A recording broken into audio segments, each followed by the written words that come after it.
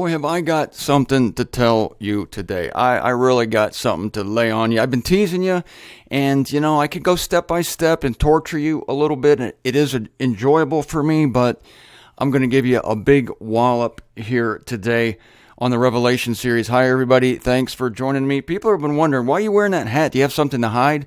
No, I got nothing to hide. I'll show you. Here, look. It's just my hair's a mess. Look at it. Look at this. People think you must be going bald. No, just the opposite. But I got to get a haircut. But I approach these things very cautiously. I don't want to get a haircut right away. It might not be the right thing to do, so I'm still thinking about it, but I think I might. But no, I got nothing to hide here. So when we last left our intrepid friend named Belshazzar, we were in the banquet hall.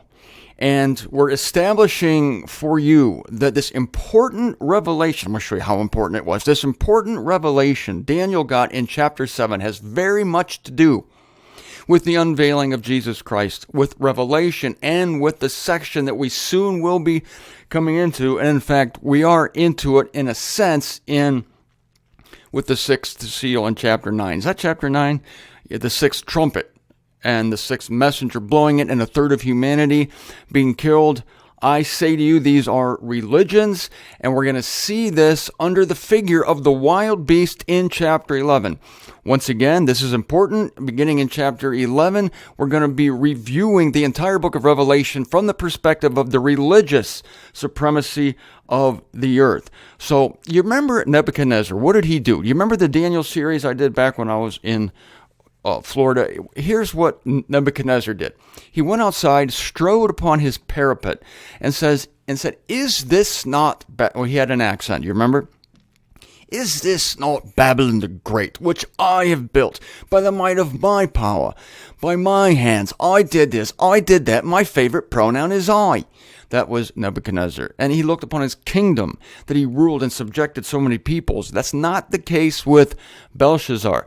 Now, Daniel got the dream, or should I say Nebuchadnezzar got the dream in Daniel 2, and that was having to do with Nebuchadnezzar. This is a vision in chapter 7 having to do with Belshazzar. Belshazzar was a religious freak. He loved idolatry. Nebuchadnezzar loved to rule over people. He loved his parapets. He loved the fact, if you remember that one Crack of Dawn report, that he lived down the road from Kate Winslet, and he could have Kate Winslet anytime he wanted. That was his big thing. You remember that? If you don't remember that, go back to the Crack of Dawn report called something about evil government. Look up government. Crack of Dawn report, Martin Zender government. You'll find the Nebuchadnezzar thing. All right, so the writing came on the wall. Talked about that yesterday. And now Daniel is getting ready to scold him. They called in Daniel, and that's a good thing and a bad thing. It's good if you want to know the interpretation of things. It's bad because the interpretation probably ain't going to go your way. It didn't go Nebuchadnezzar's way. He was told that he would spend 7 seasons eating grass like Bossy in the field. And the same thing with his poor grandson here, who is Belshazzar. If I intimated or suggested yesterday that Belshazzar was the leader of the Medes and the Persians, I misspoke. I went back and listened to it, and you could have gotten the wrong idea. Belshazzar was still a king of the Babylonian Empire. The Medes and the Persians had not come to town yet. So, Daniel says, the supreme Elohim granted the kingdom and majesty and esteem and honor to Nebuchadnezzar, your grandfather. Gonna skip some of this. He reviews the illustrious history of his grandfather. He was deposed from the throne of his kingdom, and they caused his esteem to pass away from him. At this time, I'm sure Belshazzar is kind of squirming in his throne there. Herbage are they feeding him as oxen, and by the night mist of the heavens was his frame streaked, till he knew that the supreme Elohim is an authority in the kingdom of mortals, and whom he is willing he is setting up over it. Now here comes the specific meaning of the writing on the wall, and it was later interpreted. I'm going to show you that too. Yet you, his grandson Belshazzar, you abase not your heart in Elohim's sight, forasmuch as all this you know. You knew all this. You should have learned something from your grandfather's mistakes. Look at the photo album that your grandfather put together of that time. You should know of this. Over the Lord, the Elohim of the heavens, you exalt yourself. Over the Lord, you exalt yourself. The vessels of his house, they bring hither before you, you and your grandees, your consorts, your concubines are drinking turbid wine from them. Oh my gosh. Not only do they put wine in the sacred drinking vessels from the temple, but they put turbid wine. This is worse than the stuff you get at Walmart. Turbid wine. Not even sure what it is, but it doesn't sound good. It's turbid. I don't care what it is. The name of the sound of it has to be horrible. And your grandees are drinking it, your consorts, and even your concubines. Isn't there something better you can do for your concubines? You give them this turbid wine. I'll look that up for you tomorrow. Turbid. Not with it. Also, Elohim of silver, gold, copper, iron, wood, and stone, who are not perceiving and not hearing and not knowing, these you laud. These you laud. So he was an idolater. It was in the realm of worship, in the realm of religion. Yet the Elohim in whose hand is your breath, and for whom are all your paths, him you do not honor.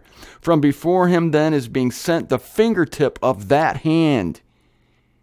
And is this writing signified? And the writing was basically 4 parts. This is the writing that it signified.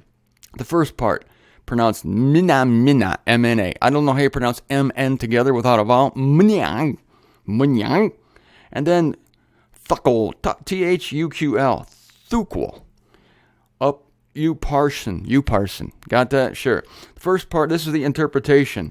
An accounting the Elohim is made of your kingdom, and he balances it. Weighed are you on the scales and found lacking. Ooh, that's rough. Bisected is your kingdom, and it will be granted to the Medes and Persians. Here they come, the Medes and the Persian. I used to know a guy named T.L. Meade, Thomas Lawrence Meade. Used to own the house I used to live in. But this is not him. This is the Medes mixed with the Persians. The Medes are okay over here. The Persians are doing their thing. But when they get together, somebody's going to take over the world. That's the Medes and the Persians. So this is a spiritual situation. And it was in the reign of this man that Daniel received his visions. Now, I'm going to give you another clue. All the animals, before I give you the bombastic revelation that I was going to give you, I'm going to save it for last. All the animals are feminine. You say, why does it matter?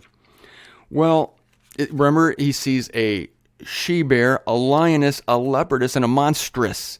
Nobody's adding these S's at the end for nothing. These are feminine animals. And there's a reason for it. Because in Scripture, the spiritual is often used with the feminine gender. The New Jerusalem, it's feminine. The bride of the Lamb is feminine. It's the bride of the Lamb. It seems that every religious group on earth, every religious group spoken of in the Scripture is of the feminine gender. You know, the different languages, Hebrew and Greek, they assign genders to the nouns. And so the religious aspect is brought out with the spiritual aspect, that is, the temple, the bride, is brought out with the feminine pronoun. Don't know why this is. Babylon is feminine. Jerusalem is feminine. And so there's something to it. Is there not? Yes, there is. In fact, Knox says this in Concordance Studies on the Book of Daniel. The feminine is manifestly preferred to the masculine in figures of religious bodies, while the masculine is used of political organizations. The masculine is used, the masculine gender, we don't have this in English, the masculine gender, because in France, when I took French, a pencil was a guy, a dude, it was a male. A pencil was a male, but a swimming pool was a female. Go to the swimming pool. Let's go see her. See who? Your swimming pool. Pick him up. What do you mean? The pencil. It's just weird. I don't know why that is, but there's a reason God chose languages that did that to reveal himself. It's feminine. They are feminine in nature. Oh, one more thing before I get to the whammer jammer here. is that when Daniel talks about the beast, he says, and then in place of this, right, he sees the one beast. The eastern animal is a lioness. And behold, another animal comes up in place of it. And verse 6 of chapter 7, in place of this perceiving am I. And then verse 7, in place of this perceiving am I. And another beast comes. The King James says after this and after this, right? So you get the impression with after this that these are successive. I know I'm still banging on that drum from yesterday, that the animals of chapter 7 are not successive one after the other. But Daniel is seeing one come in place of another one. It replaces it. It doesn't replace it. No, I'm sorry, I misspoke. He's seeing them coming, but the first one's not going away. These animals are contemporary. Okay, now. Before going into the details of the beast, listen to this. Chapter 7, in year 1 of Belshazzar. See, that's the whole thing with Belshazzar. In year 1 of Belshazzar, not Nebuchadnezzar. That was the metallic image. Different deal. In year 1 of Belshazzar, king of Babylon, Daniel perceives a dream. There it is. Even visions of his head on his bed. Then he writes the dream which he had perceived. Perceiving am I in my vision by sight, and behold, 4 winds of the heavens are rushing forth to the vast sea, and 4 monstrous animals are coming up from the sea. Catch that. 4 monstrous animals coming up from the sea. The eastern animal is a lioness. I'm going to skip the details of the lioness for now. The lioness. Verse 5, and behold, another animal, a second like a she-bear. Did you get that? A lioness and a she-bear. Not going to give you details on that yet. Verse 6, in place of this perceiving am I, and behold, another animal as a leopardess. You following it so far? Lioness, she-bear, leopardess.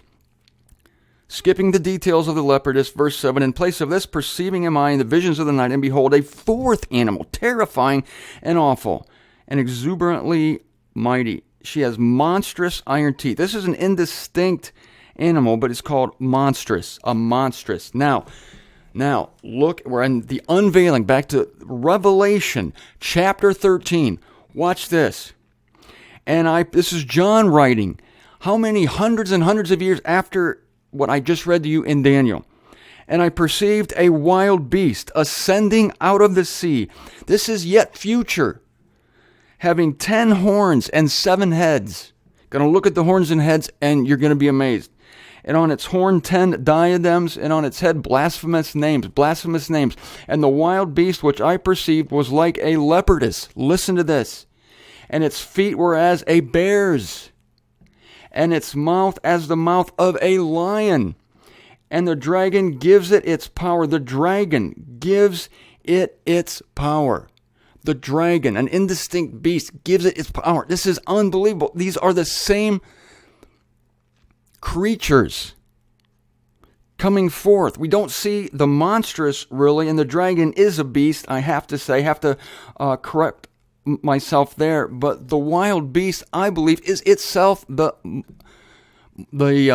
monstrous, the 4th beast mentioned by Daniel. That's the wild beast.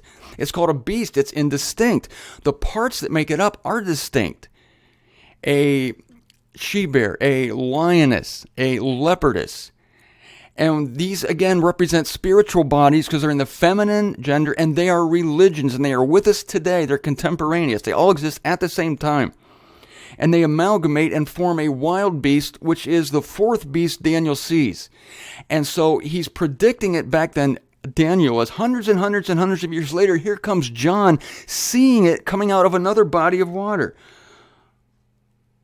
Out of the sea. That's where Daniel saw his, out of the sea. What does this wild beast do? They worship the wild beast, saying, who is like the wild beast? Who is able to battle with it? I'm in verse 4 of Revelation 13. And it was given authority to do what it wills.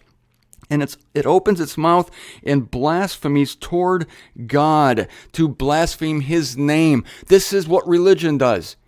It blasphemes God. Nebuchadnezzar didn't really do that. He was just proud of himself. This is a blasphemy of God and to blaspheme his name. And authority was given over it to every tribe, people, language, and nation. And those who are dwelling on the earth worship it, and it persecutes the saints. It's persecuting the saints. This has religion written all over it. It's still to come. When you see the details of this, you're going to go, man, we are closer than we thought.